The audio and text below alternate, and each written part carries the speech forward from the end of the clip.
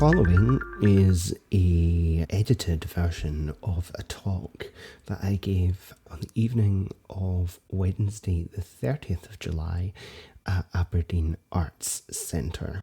Good evening. My name is Julian Thomson and I am the founder of Off the Rock Media. I help purpose-led brands stand out without the agency price tag. A lot of purpose-led brands such as third sector organisations and charities are often priced out of valuable and quality marketing support due to the price tags of agencies, which can be astronomical. But enough about me. I want to talk to you tonight about myth making and archetypal narratives and how these can help your brand to stand out. First, I want you to think about a brand that you're loyal to. Not just a product you've bought once before, but a brand that you're really loyal to. What is their story and how did that help you buy into the brand? How did you interpret their story? And most importantly, how did that make you feel? For many, Scotland itself has a very familiar brand, one that is often packaged in tins of turned shortbread, the Loch Ness Monster, and tales of wild haggis roaming our fields. These images inspire a feeling of nostalgia, of homecoming, or perhaps romanticised images of nights drinking whisky by a warm hearth in a log cabin deep within the Highlands. These are powerful brand assets with currency and a phenomenal global reach. However, they also do tend to be quite generic. Here in the Northeast specifically, we have so many different stories to tell. Stories with grit that are carved into granite and carried through the ancient glens and on whispers of the North Sea. These don't have to remain simple old folk tales, but they can provide powerful brand assets for our creative industries here in Aberdeen. Tonight, I'd like to show you how we can harness the unique narrative capital available to us within Scotland's northeast. I'd like you to pretend for a minute that you are the storytellers of old, with a chance to shape how both yourself and others see this part of the world. But first, I realise that some of you might not know what an archetype is. So first, I'll take some time to explain archetypes and why they are so important to your brand. Secondly, I will discuss two local legends and how they are deeply connected to the landscape we call home and our collective archetypal experiences of the Northeast. I will then move on to a short activity, followed lastly by some concluding remarks for you to start thinking about how you can weave archetypes and myth making into your own branding, brand building and brand making. So, archetypes. Archetypes were first theorised by the Swiss psychiatrist Carl Jung in 1919.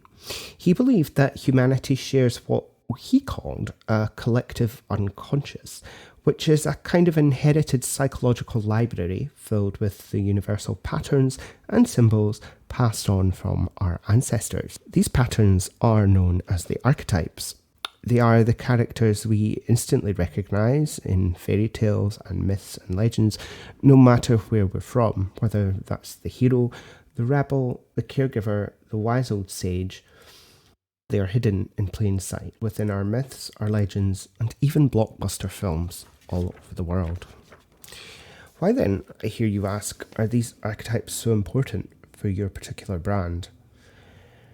Because when you align your brand story to one or several of these powerful universal archetypes, you're tapping into an ancient narrative accepted on a deeply subconscious level. In so doing, you create an instant emotional connection. And that's the magic we're here to harness tonight, using powerful local narratives, the myth of the Selkie and the legend of the Pictish warrior Mel Bergte. Please excuse me if I'm pronouncing that incorrectly. The most famous Selkie tale is a tragedy of love and loss. The man, captivated by her wild beauty, steals the Selkie's sealskin, trapping her in human form. She becomes his wife, they have children, but she spends her years gazing longingly out at sea, yearning to return home. The story is, of course, heartbreaking, but it is also very powerful. The Selkie is a universal archetype, representing the shapeshifter and the lover caught between two worlds. She embodies themes of duality, identity, loss, and an untamable connection to the wild. So, you might be asking, how can we turn this into a digital brand? Well, let's imagine that you're a jeweller from, say, Stonehaven for a second. Your brand isn't just about coastal jewellery. It could be called Skin, a nod to the ancient Selkie myth. Your About Us page on your website could tell us the story of a longing for a return to the sea, and your Instagram feed could showcase a selection of misty seascapes and short atmospheric reels. You see, you're not just selling jewellery, you're selling the yearning for a return home. The Picts, in my opinion, are our region's most unique narrative asset. The Romans called them the Picti, or the Painted People, and rather unfairly saw them as wild barbarians. Sadly, the Picts themselves left us no written records, only yet as undecipherable symbols carved into stone at various landmarks across the region. There is consensus, however, that they were a mysterious, powerful bunch who built formidable strongholds such as the fort on the top of Benihee. However, the Picts seem to vanish from the historical record quite as quickly as they arrived. Their narrative of mystery, strength and symbolism forms a perfect foundation for a brand to build an image of themselves as a challenger, or, if you will, the rebel. So, again, let's create a hypothetical brand, this time a craft brewery in Moray, which was at the heart of the ancient Pictish kingdom. They have decided to call themselves Vengeance Brewing. Their entire brand is built on the true story of Maelbrigte the Tusk, a 9th century Pictish warrior from Moray who was challenged to a 40-a-side battle by Viking leader Sigurd the Mighty. The warrior arrived to find Sigurd had in fact brought 80 men and was subsequently defeated and beheaded. A poor chap indeed. But the story doesn't quite end there. Sigurd strapped his opponent's head to his saddle as a trophy.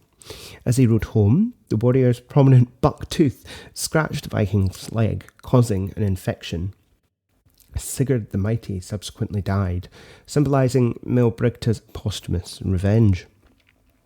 But just imagine the fun that the brewery's marketing team could have with this story. Their beers could be called things like Tusk's Bite or Treachery Stout. Their social media launch could be a short dramatic animation telling the story of the Pictish warrior, and their tagline could be a bitter finish. So can you see that this particular campaign is about more than craft beer? Indeed, it might not really be about craft beer at all. It's actually a story about defiance, challenge and revenge, which represent the golden threads that tie a modern product like craft beer to both the landscape and the universal archetypes of the warrior, the rebel, the trickster and the hero that appear in ancient local legends the world over.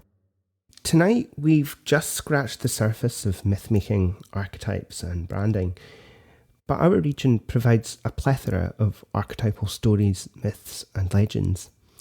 These stories inextricably connect us to our landscape, our history, and ultimately what it means to be human. Your heritage is not a relic of the past, but a living, breathing asset that can differentiate your brand and forge a powerful emotional connection with your audience. So I encourage you to dig deep, uncover the stories that are unique to your homeland, and identify the universal archetypes within them. Then weave them through every part of your brand, helping to wordlessly inspire recognition and loyalty amongst your audience. Don't just simply sell your product. Tell the story of who you are and where you come from. Go and start creating the myths, folklores, and legends of tomorrow. Thank you.